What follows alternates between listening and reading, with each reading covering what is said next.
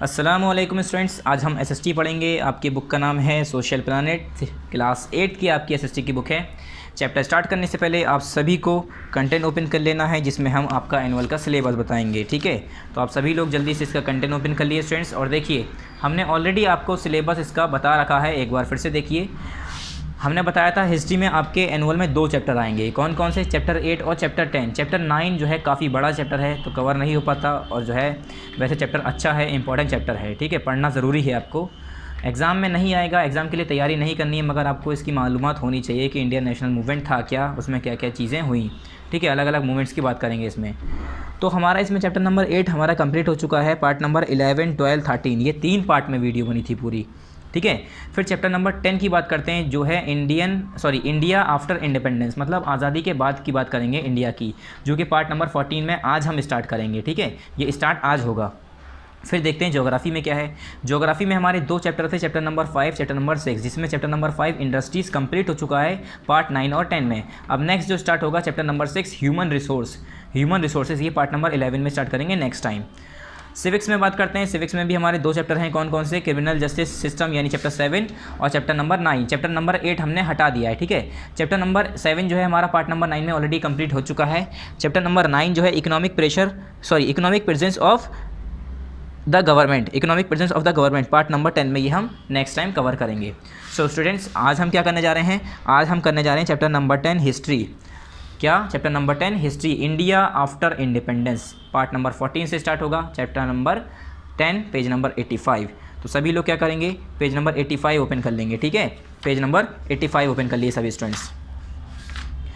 देखिए, हमने यहाँ पर पेज नंबर 85 ओपन कर रखा है, आप भी ओपन कर लिए। ठीक है, ये हमारा कौन सा है? पेज नंबर 85 है। आप सभी भी यहाँ पर पेज नंबर 85 ओपन करिए और इसके टॉप पर आइए। यहाँ पर हमें क्या करना है? पार्ट लिखना है और डेट लिखनी है। पार्ट तो हमने यहाँ पर लिख दिया है, आपको भी यही लिखना है। पार्ट कौन सा है? पार्ट 14 है। पार्ट 14 यहाँ पर लिख दिए। यहाँ पर आपको डेट लिखनी है। डेट किस दिन की लिखेंगे? जिस दिन ये वीडियो यूट्यूब पर अपलोड होगी उस दिन की यहाँ पर आपको डेट लिखनी है। ठीक है, जिस दिन पार्ट 14 अपलोड होगा उस दिन की यहाँ पर तारीख लिख दिएगा। Chapter 10 India after independence, start करते हैं रीडिंग यहाँ से। लॉर्ड लुइस माउंटबेटन, क्या? लॉर्ड लुइस माउंटबेटन ये नाम है किसी का। ठीक है, who had came to India as viceroy in March 1947, जो कि इंडिया में आया था एज अ वाइसरी बनकर एज अ वाइसरी इंडिया में आया था 1947 में। Worked out a compromise after long discussion with the leader of the Congress, और इसने काम किया काफ़ी किसके साथ? वर्क आउट अ कंप्रोमाइज़ किया किसके साथ? लॉन्ग डिस्कशन के बाद एक लॉन्ग डिस्कशन चला, एक मीटिंग चली पूरी। किसके साथ? कांग्रेस के जो लीडर थे एंड द मुस्लिम लीग, और जो मुस्लिम लीग के लीडर थे उनके साथ इसने क्या किया? एक कंप्रोमाइज़ किया। और उसमें क्या हुआ? क्या मतलब कंप्रोमाइज़ करने का मतलब क्या होता है? सुलह कर लेना। ठीक है, the country was to be free but not united. इन्होंने ये क्या कहा? जो लॉर्ड लुइस माउंटबेटन था, इसने ये कहा कि कंट्री फ्री तो कर दी जाएगी। क्या? यहाँ इन्होंने क्या कहा? The country was to be free but not united. ये कह रहे हैं कंट्री फ्री तो कर जाएगी मगर यूनाइटेड नहीं होगी। The country was to be free but not united. India was to be partitioned and a new state of Pakistan was to be created along with a free India. इन्होंने क्या कहा कि इंडिया जो है, जब मुस्लिम लीग और कांग्रेस लीग इन सब के बीच में एक जब कॉम्प्रोमाइज़ हुआ, ठीक है, कॉम्प्रोमाइज़ होने के बाद ये लॉर्ड लुइस बैटन है, बल्कि ये लॉर्ड लुइस माउंटबेटन। ठीक है, जो माउंटबेटन थे, ये लॉर्ड लुइस जो थे, इनका नाम क्या है? लुइस।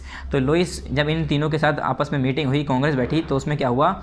ये डिस्कशन निकल के आया कि इंडिया जो है मुस्लिम्स के लिए अलग एक सेपरेट जगह बनाई जाएगी। ठीक है, India was to be partition and a new state of Pakistan was to be created along with a free India. क्या? इंडिया जो है पार्टीशन करा जाएगा, उसके हिस्से किए जाएंगे और एक नया स्टेट पाकिस्तान के नाम से बनाया जाएगा। ठीक है, विद अ फ्री इंडिया के साथ। द रिफ्यूज क्राइसिस क्या है? ये यहाँ पर देख रहे हैं आप, refugees from Pakistan to India in 1947। ये लोग बाग हैं जो लोड होकर इधर से उधर आ रहे हैं। ठीक है, पाकिस्तान से इंडिया।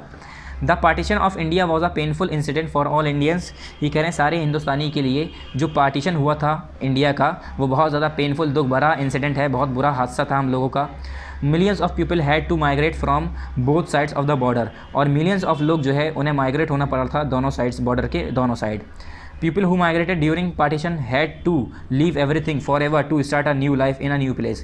जो लोग माइग्रेट करके जो लोग हर जा रहे थे इस जगह, जैसे मान लो इंडिया के पाकिस्तान जा रहे हैं, पाकिस्तान के हिंदुस्तान आ रहे हैं, इंडिया आ रहे हैं, तो जो लोग जा रहे थे उन्हें अपनी सारी चीज़ें छोड़कर दूसरी जगह जाना पड़ रहा था और वहाँ पर अपनी नई ज़िंदगी शुरुआत करनी पड़ रही थी। तो ये मेरे हिसाब से तो बहुत बड़ी और दुख की बात है, अपनी जगह को छोड़ना, सारे दोस्तों को छोड़ना, सारी जगह को छोड़ना, अपनी स्कूल कॉलेज सब, अपना एनवायरनमेंट, अपनी गली मोहल्ला सब छोड़ के दूसरी जगह जाओ, वहाँ पर कुछ ना लेके जाओ, बस ऐसे ही अपने आप खाली सामान कपड़े वपड़े थोड़ा बहुत लेके चले गए, ठीक है, और सारी ज़िंदगी सारा सामान छोड़कर अपने मतलब नई ज़िंदगी तैयार करने के लिए, शुरू करने के लिए वहाँ गए। द रिहेबिलेशन क्या दी rehabilitation of refugees who had come both from eastern and western Pakistan was one of the major problems। ये कह रहे हैं जो रिहेबिलिटेशन जो रिफ्यूज़ आए थे, किसके रिफ्यूज़ के जो रिहेबिलिटेशंस आए थे, रिफ्यूज़ के जो रिहेबिलिटेशंस आए थे वो क्या हुआ, who had come from both east and western Pakistan, वो दोनों ही ईस्टर्न और पाकिस्तान से आए थे, ईस्टर्न और वेस्टर्न पाकिस्तान से आए थे। Was one of the major problem, ये सबसे ज़्यादा मेजर प्रॉब्लम थी, सबसे ज़्यादा परेशानी थी। 1000 डाइड एंड वर ऑर्फेंड, काफ़ी तो हज़ारों तो उसमें मर गए, ठीक है, इतनी भीड़ भड़क्के में धक्के मुक्की में मर गए, और उसमें काफ़ी तो अनाथ हो गए। Nearly 5 lakh 100,000 10,000 lakh 5 lakh, nearly 5 lakh people both Hindus and Muslim were killed in a very short period, और बहुत ही छोटे समय में 5 लाख लोग हिंदू मुस्लिम मिला के टोटल मारे गए, मतलब उसमें मर गए। These routes led to an unending flow of refugees to pour into India from Pakistan, और यही जो रूट्स था, ये जो है एक अनएंडिंग फ्लो हो गया किसका, रिफ्यूज़ का, किस में, to pour into India from Pakistan, India में पाकिस्तान से पोर होना, रिफ्यूज़ आना। The women and children suffered the most, जो औरतें और बच्चे थे उन्हें ज़्यादा परेशानी हुई। Many died of disease and starvation, काफ़ी तो भुखमरी से मर गए और बीमारियों से मर गए, क्योंकि जब अपना पूरा घर बार सारा सामान छोड़कर जा रहे हैं, नई ज़िंदगी शुरू कर रहे हैं, तो फ़ौरन जाते ही थोड़ी नहीं खाना मिल जाएगा। This partition caused a split in families, confuse identities, torn loyalties and broke off all ties and abandoned houses. क्या हुआ, इस पार्टीशंस ने क्या कर दिया, फैमिलीज़ को बिखेर दिया, आइडेंटिटीज़ कन्फ्यूज़ हो गए, लोग बाग पहचान नहीं पा रहे, कौन मेरे घर का है कौन कहाँ का है, सब भीड़ भड़क्के में इधर उधर भाग रहे हैं, लॉयल्टीज़ टॉन हो गई पूरी, सारे घर जो सजे हुए अपने घर थे, जो बने हुए घर थे, वो सब बर्बाद हो गए। But India tackle this problem quite successfully, मगर इंडिया ने अपनी ये इस प्रॉब्लम को सक्सेसफुली अच्छे से क्या कर लिया, टैकल कर लिया, संभाल लिया। फिर यहाँ पर in many places relief camps were open to give food and shelter to the displaced person, काफ़ी जगह पर रिलीफ कैंप्स लगाए गए जहाँ पर जो लोग खो चुके हैं, जिनके पास खाना नहीं है, डिस्प्लेस्ड पर्सन है, उन लोगों को वहाँ पर खाना दिया, छत दी, रहने की कैंप लगाए, ठीक है।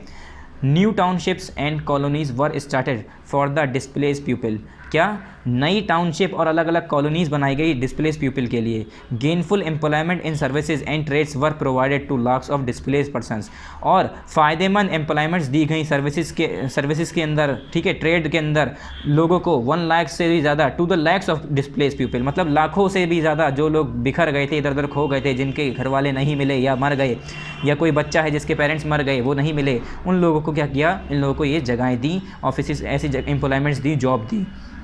स्टूडेंट्स स्कॉलरशिप्स, स्टूडेंट्स की स्कॉलरशिप, फ़ी कंसेशन करा गया, etcetera were given to the refugees. Those who had left urban immovable property in Pakistan were given compensation, और वो लोग जो लोग अर्बन इमूवेबल प्रॉपर्टी को छोड़कर पाकिस्तान में चले गए थे, उन्हें कंपनसेशन दिया गया।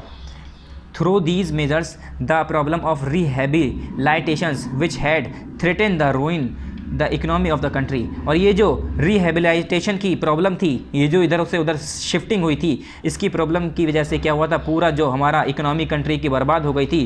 क्या हुआ, इस मेजर्स के ज़रिए क्या हुआ था, was brought under control in about 3 year, 3 साल के अंदर ये सारी चीज़ें कंट्रोल में आ गई। मगर 3 साल बहुत बड़ी चीज़ होती है, हमारे लिए 3 साल है, मगर उस ज़माने में जो 3 साल उन लोगों ने गुजारे होंगे तो बहुत ज़्यादा मुश्किल वाले होंगे।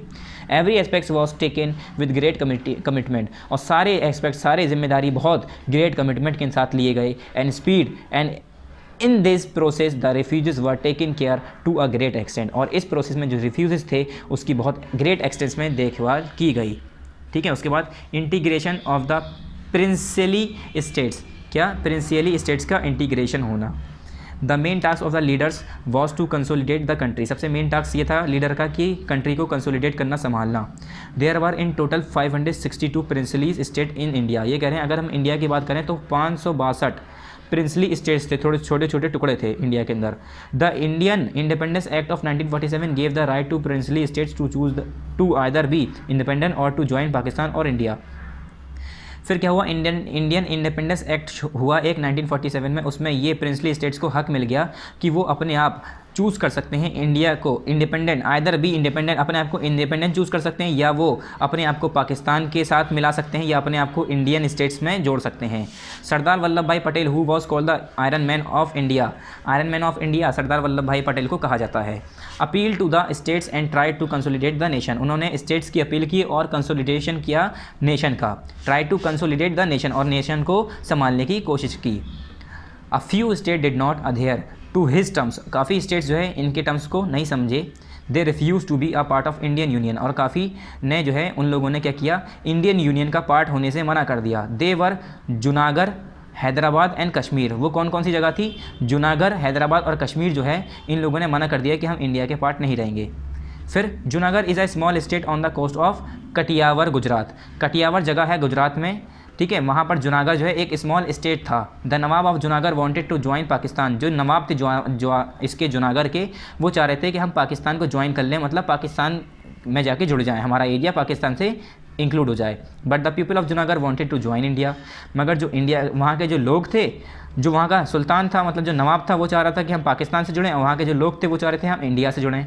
The Nawab fled to Pakistan and the people, क्या हुआ, जो नवाब थे वो पाकिस्तान चले गए, एंड द पीपल, फिर नेक्स्ट पेज पर, and the people voted in favour of joining India, और लोगों ने क्या किया, जो वहाँ के लोग थे उन लोगों ने वोट किया कि हम इंडिया ज्वाइन करेंगे, ठीक है। The ruler of the princely state of Kashmir was Hindu but majority of the population was Muslim, और जो प्रिंसली स्टेट जो कश्मीर था, वहाँ पर जो राजा था, वहाँ का जो रूलर था वो हिंदू था, मतलब जो लीडर था वो हिंदू था, मगर मेजोरिटी जो पॉपुलेशन थी वो मुस्लिम की थी। Maharaja Hari Singh the ruler of Kashmir delayed accession to India और पाकिस्तान, तो इन्होंने महाराजा हरी सिंह जो थे कश्मीर के, उन्होंने ये डिसाइड करना ही ख़त्म कर दिया, डिले कर दिया कि हम इंडिया जाएंगे या पाकिस्तान जाएंगे। क्यों, क्योंकि राजा हिंदू है, वो चाहेगा इंडिया में रहना चाह रहे थे, मेजोरिटी मुस्लिम्स थी, वो चाह रहे थे कि जब सब मुस्लिम्स पाकिस्तान चले गए हैं तो हम भी चले जाएं।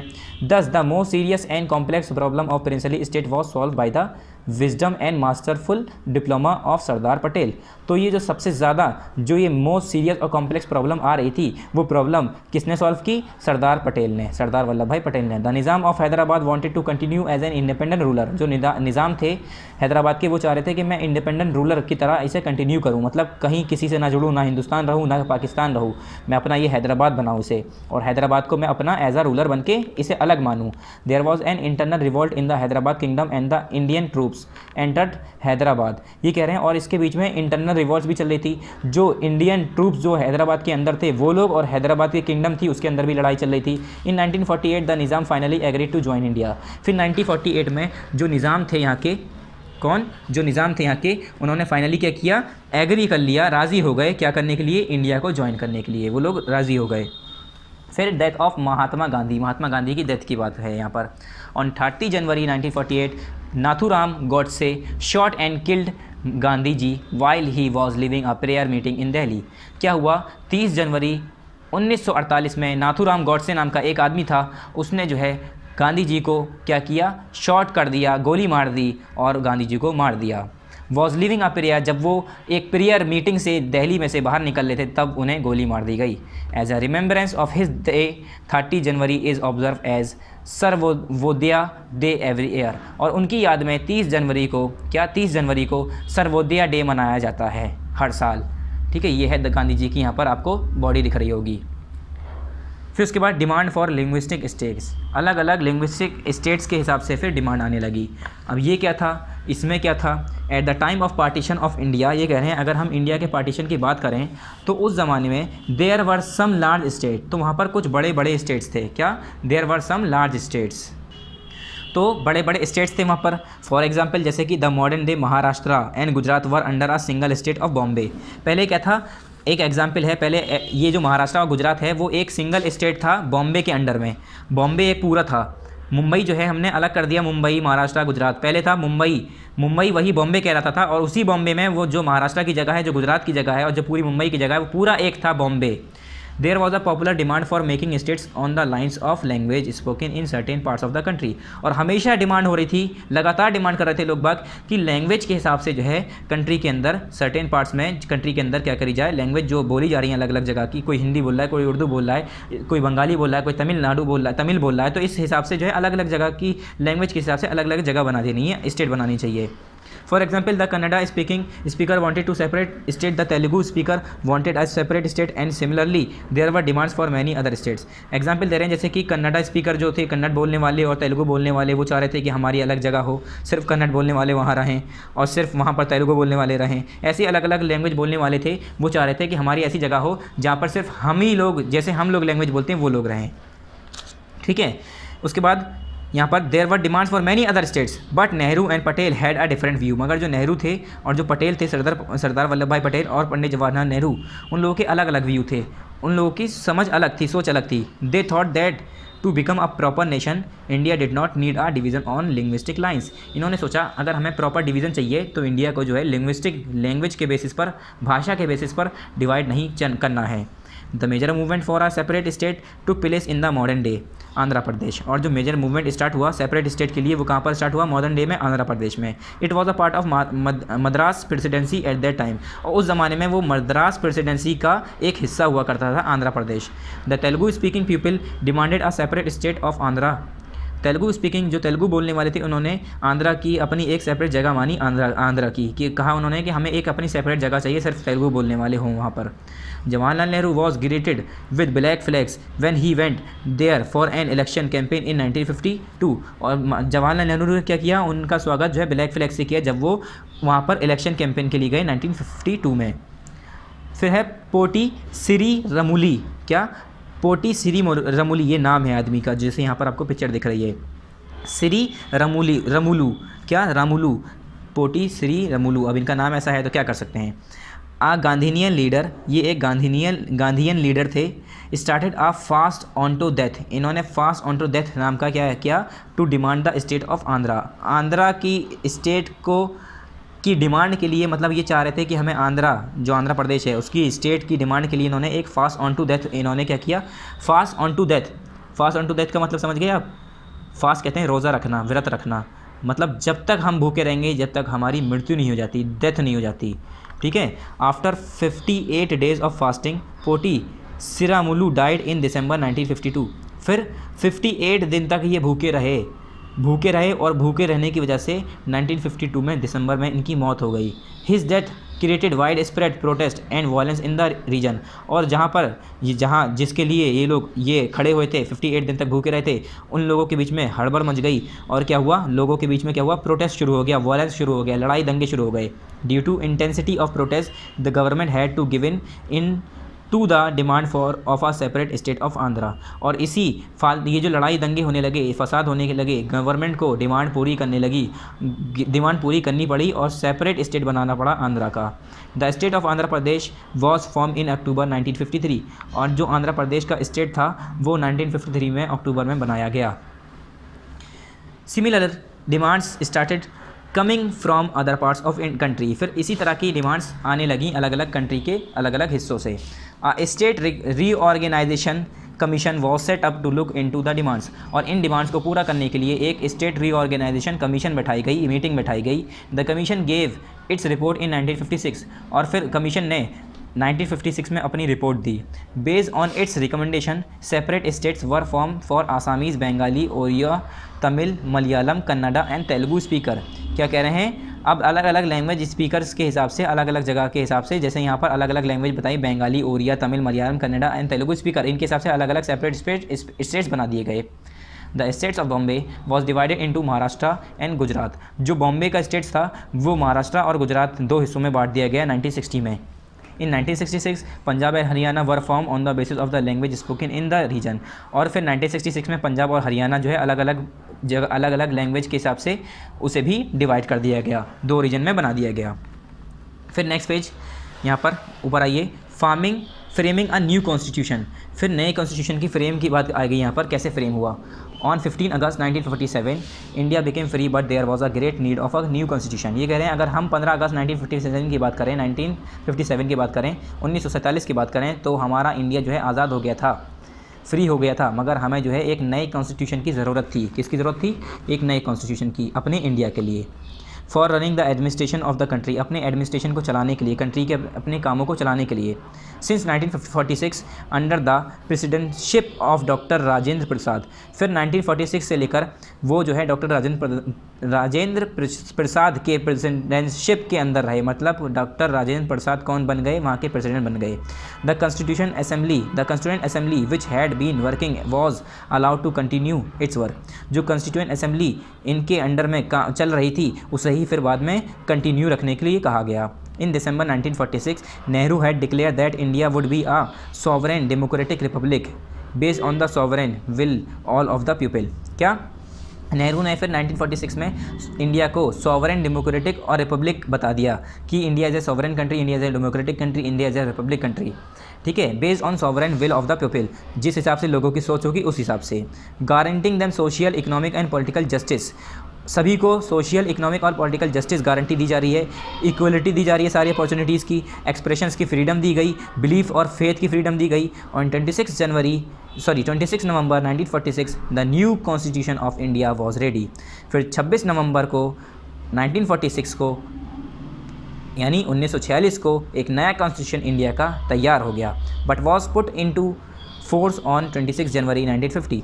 मगर 26 नवंबर 1946 में तैयार तो हो गया था, मगर जब उसका इस्तेमाल फोर्स में कब आया, कानून लागू कब हो गया, वो 26 जनवरी 1950 को। When India was declared as a sovereign democratic republic with Dr. Rajendra Prasad as its first president। जब कब 26 जनवरी 1950 को जब इंडिया को सॉवरेन डेमोक्रेटिक और रिपब्लिक बता दिया गया, उसके साथ साथ डॉक्टर राजेंद्र प्रसाद वहाँ के पहले यानी हमारे इंडिया के पहले फर्स्ट प्रेसिडेंट बना दिए गए। फिर आया feature of Indian constitution. Indian constitution के फीचर्स क्या क्या हैं? पहला क्या है यहाँ पर? पहला है हमारा यूनिवर्सल एडर फ्रेंचाइज। इसके बारे में तो आप शुरू से ही पढ़ते आ रहे हैं, यूनिवर्सल एडर फ्रेंचाइज क्या होता है। तो a revolutionary feature of the Indian constitution was universal adult franchise. ये कह रहे हैं एक रिवोल्यूशनरी फीचर है इंडियन कॉन्स्टिट्यूशन का कि यूनिवर्सल एडर फ्रेंचाइज। ये है क्या? It gives the right to vote to all adult citizen above the age of 18 to vote without any discrimination on the basis of caste, colour, sex, creed etcetera. ये कह रहे हैं इसके हिसाब से यूनिवर्सल एडर फ्रेंचाइज जो दिया गया, इसके हिसाब से जितने भी 18 साल से बड़े या 18 साल के लोग हैं, बच्चे हैं, अगर 18 साल से नीचे हैं तो नहीं, 18 साल के होने चाहिए कम से कम, अगर वो हो गए हैं तो उन्हें ये हक दे दिया गया कि वो अब वोट कर सकते हैं बिना किसी डिस्क्रिमिनेशन के, चाहे वो कास्ट कोई भी हो, उसकी कलर कोई भी हो, चाहे उसका जेंडर कोई भी हो। यहाँ पर सेक्स जो वर्ड यूज़ हुआ है कहते हैं जेंडर, यानी मेल और फीमेल। किसी भी क्रीड का हो, किसी भी कास्ट का हो, किसी भी कलर का हो, यानी चाहे काला हो, चाहे गोरा हो, चाहे जो है दलित हो, चाहे कोई सा भी हो, शूद्रास हो, ब्राह्मण हो, कुछ भी हो, ठीक है, किसी भी कास्ट का हो, उसे जो है क्या दे दिया गया, ये हक दे दिया गया कि वो वोट कर सकता है। Even in the state like the UK and the USA women had to fight for long to get UAF। और यहाँ तक के कुछ स्टेट हैं जैसे कि यूके है और यूएसए है, यहाँ पर भी औरतों को बहुत मेहनत करनी पड़ी थी अपने यूएएफ हासिल करने के लिए, यानी यूनिवर्सल एडर फ्रेंचाइज ये हासिल करने के लिए, क्योंकि वहाँ पर भी औरतों को हक नहीं था क्या देने का, वोट देने का। फिर आया इक्वलिटी। दूसरा फीचर क्या है कॉन्स्टिट्यूशन का? सबको इक्वलिटी प्रोवाइड करता है। क्या देता है? सबको इक्वलिटी प्रोवाइड करता है। Some Indians believe that India would become a Hindu nation. कुछ इंडियन ये बिलीव करते थे कि इंडिया जो है हिंदू नेशन बन जाएगा, जैसे as Pakistan became a Muslim state, जैसे कि पाकिस्तान एक मुस्लिम स्टेट बन गया। But Nehru India's first prime minister, मगर नेहरू जो थे इंडिया के पहले prime minister, envisaged a state based on equality. उन्होंने क्या किया? State based on equality, state ऐसा बनाया उन्होंने एक जो कि इस इक्वलिटी के बेस पर हो, where all people were equal and law applied to all without any religion discrimination. Nehru ने, पंडित जवाहरलाल नेहरू ने क्या किया? एक ऐसा स्टेट लॉ बनाया, एक ऐसा कानून बनाया जिसमें हर रिलीजन का, चाहे किसी भी मज़हब का हो, सभी लोगों को, अगर वो हिंदुस्तानी है तो सारे इक्वल लॉज और कानून उन पर अप्लाई होंगे, सारी अपॉर्चुनिटीज़ उन्हें दी जाएंगी। ठीक है, अगर आपको मेरे मोबाइल में इसमें नहीं नज़र आ रहा है तो आप अपने बुक में देखिए बच्चों, ठीक है। फिर आया help the weaker section of the society. Society के वीकर सेक्शन को हेल्प करता है हमारा constitution.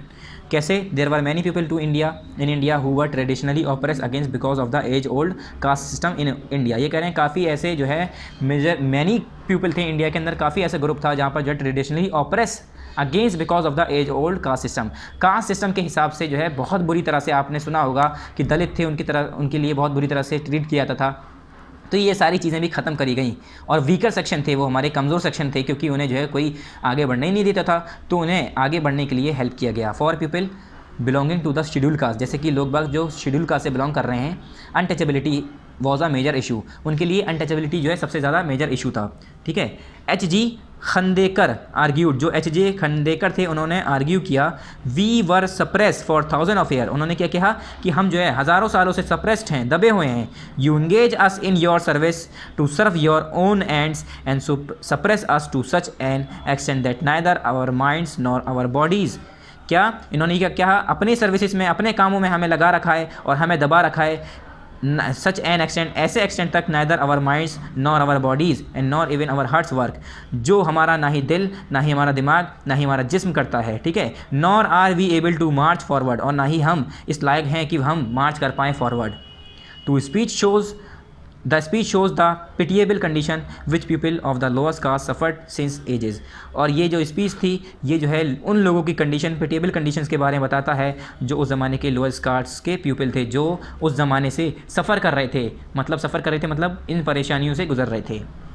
To improve their lot it was believed that they needed special attention. अब इन लोगों को अच्छे से बेहतरीन तरीके से इम्प्रूव करने के लिए, इन्हें आगे बढ़ाने के लिए ये देखा गया कि इन पे अच्छे तरीके से ध्यान देना पड़ेगा। Similarly tribals had also suffered operations and were among the weakest section of the society. इसी तरीके से जो ट्राइबल्स थे वो भी जो है इस तरीके से ऑपरेशन से सफ़र्ड हो रहे थे और वो भी वीकेस्ट सेक्शन में आ रहे थे सोसाइटी के। A provision for reservation in legislature and in government jobs was made for people from the schedule cast and schedule tribes. और अब क्या हुआ, एक प्रोविज़न बनाया गया, उसमें क्या था कि सभी लेजिस्लेचर या गवर्नमेंट जॉब्स के अंदर रिजर्वेशन कर दिए जाएंगे। किसके लिए, जो लोग शेड्यूल कास्ट या शेड्यूल ट्राइब्स के हैं उन लोगों की कुछ सीटें फिक्स कर दी जाएंगी कि हर बार इतनी सीटें तो उन्हें मिलनी हैं। The reservation was given so that they could get opportunities to come in to the mainstream of society and could improve their lot. और ये रिजर्वेशन इसलिए दिया गया कि वो किस लिए दिया गया कि वो सोसाइटी के मेन स्ट्रीम में आ पाएँ और अपने आप को इम्प्रूव कर पाएँ। फिर आया डिवीज़न ऑफ पावर, अलग अलग जगह पर पावर का भी डिवीज़न था। जैसे India is a large country in term of size and population, ये हमें पता है कि इंडिया जो है एक बड़ी कंट्री है, देखा जाए साइज़ और पॉपुलेशन के हिसाब से इंडिया साइज़ में भी बड़ा है और पॉपुलेशन में भी बड़ा है। At the time of independence, अगर हम आज़ादी की बात करें तो उस ज़माने में पीपल के बाद next people favoured a very strong central government. People जो है एक बहुत स्ट्रॉन्ग सेंट्रल गवर्नमेंट को फेवर करता था। ठीक है। So that a diverse country like India could be held together, जैसे कि जिसकी वजह से हमारी जो पूरी डाइवर्स कंट्री इंडिया है वो आपस में जुड़ी रहे and could be taken to the path of socio economic progress, और सोशियो इकोनॉमिक प्रोग्रेस के रास्ते पर चल सके। There were many other who believe that the provinces should have more power so that every provincial government could focus on its development। और काफ़ी लोग ऐसे थे वो सोचते थे कि प्रोविंसेस जो हैं, प्रोविंशियल गवर्नमेंट जो है उसके पास और पावर होनी चाहिए कि वो अपनी जो है क्या कर पाए, प्रोविंशियल गवर्नमेंट जो है वो अपने डेवलपमेंट्स के लिए फोकस कर पाए, मतलब उस प्रोविंसेस उस एरिया पे। After many rounds of deliberations a proper balance between central power and state power was evolve. क्या हुआ, काफ़ी जो है बातचीत के बाद, काफ़ी जो है लॉ बनाए गए, फिर बिगाड़े गए, फिर बनाए गए, मतलब काफ़ी चीज़ें डिस्कशन होने के बाद एक प्रॉपर सेटअप बना, सेंट्रल पावर और स्टेट पावर के बीच में एक प्रॉपर बैलेंस बन गया। 3 list of subject were made, 3 list बनी सब्जेक्ट की, which are the union list, एक स्टेट लिस्ट और एक कंकरेंट लिस्ट। यूनियन लिस्ट क्या है, द यूनियन लिस्ट कंटेन दो subject which are in exclusive domain of the central government. Union list में वो सारे सब्जेक्ट्स आए थे जो कि सेंट्रल गवर्नमेंट्स के एक्सक्लूसिव डोमेन्स में हों। फॉर एग्जांपल टैक्सेस है, फॉरेन अफेयर है, defence come under the union list, ये सारी चीज़ें किस में आ गई, यूनियन लिस्ट में। ठीक है। टैक्स लेना, फॉरेन अफेयर से रिलेटेड, डिटेंस है, ये सारी चीज़ें। स्टेट लिस्ट में क्या है, state list contain subject which are the direct responsibility of the state government. State list में वो सारे सब्जेक्ट आ गए जो कि डायरेक्ट स्टेट गवर्नमेंट की जिम्मेदारियाँ होती थी। फॉर एग्जांपल हेल्थ, एजुकेशन, ये हेल्थ और एजुकेशन इस लिस्ट में आ गई। फिर आ गया concurrent list. The concurrent list contain दो subject which can not be segregated into water tight compartments, for example forest and agriculture, in which the centre and states would have joint responsibility come under the concurrent list. ये कह रहे हैं ऐसी list concurrent list इसमें क्या है, वो subject आए जो कि वाटर टाइट कंपार्टमेंट से जुड़े हों, सेग्रीगेट हों, जैसे कि फॉरेस्ट और एग्रीकल्चर से रिलेटेड जो भी सिचुएशन है उसमें क्या है, वो सारे सेंटर और स्टेट जो हैं वो किस में आ गए, ज्वाइंट रिस्पॉन्सिबिलिटी में आ गए। यानी हमारे जो यूनियन लिस्ट, स्टेट लिस्ट सभी मिलकर इसमें काम करेंगे, उसे कह दिया कम अंडर द कॉन्करेंट लिस्ट। जितने भी सेंटर, जितने भी स्टेट्स हैं वो सभी ज्वाइंट रिस्पॉन्सिबिलिटी से सारी दोनों की जिम्मेदारी मिलकर आ गई और वो किस में आ गई, कॉन्करेंट लिस्ट में। ठीक है, यहाँ पर हम अपना पार्ट कंप्लीट कर रहे हैं। क्या कर रहे हैं, यहाँ पर हम अपना पार्ट कंप्लीट कर रहे हैं। फिर अगला पार्ट नेक्स्ट टाइम करेंगे, जो कि आधा पार्ट हमारा बाकी रह गया है। कौन सा पार्ट था, पार्ट 14 था। तो हम यहाँ पर लिखेंगे, यहाँ पर हम क्या लिखेंगे, पार्ट 14 कंप्लीटेड। यहाँ पर हम लिखेंगे पार्ट 14 कंप्लीटेड। ठीक है, आप भी यहाँ पर लिख लिए पार्ट 14 कंप्लीटेड। ठीक है स्टूडेंट, यहाँ पर हमारा पार्ट 14 कंप्लीट हो गया है और यहाँ पर पार्ट 15 स्टार्ट होगा, जो कि हम नेक्स्ट टाइम पढ़ाएंगे। ये हम नेक्स्ट टाइम पढ़ाएंगे, पार्ट 15 स्टार्टेड। चलिए इसके जल्दी से कंटेंट पे आइए। ये दोनों लिखने के बाद इसके कंटेंट पे आइए। इसमें हम पार्ट 15 में सारी ये रीडिंग करेंगे, ये सब पढ़ेंगे, उसके बाद हमारी जो एक्सरसाइज हैं वो करेंगे इसमें। ठीक है, तो चलिए इसके कंटेंट पे आ जाइए जल्दी से आप सभी लोग। देखिए स्टूडेंट्स, आज हमने पढ़ा हिस्ट्री में इंडिया आफ्टर इंडिपेंडेंस में हमने पार्ट 14 पढ़ लिया है। पार्ट 15 हमारा बाकी रह गया है, जो कि हम नेक्स्ट टाइम पढ़ेंगे। ठीक है, ये हमारा कंप्लीट हो गया, ये नेक्स्ट टाइम पढ़ेंगे और बाकी तो हमने आपको सिलेबस बता ही रखा है। So thank you very much and अस्सलामु अलैकुम।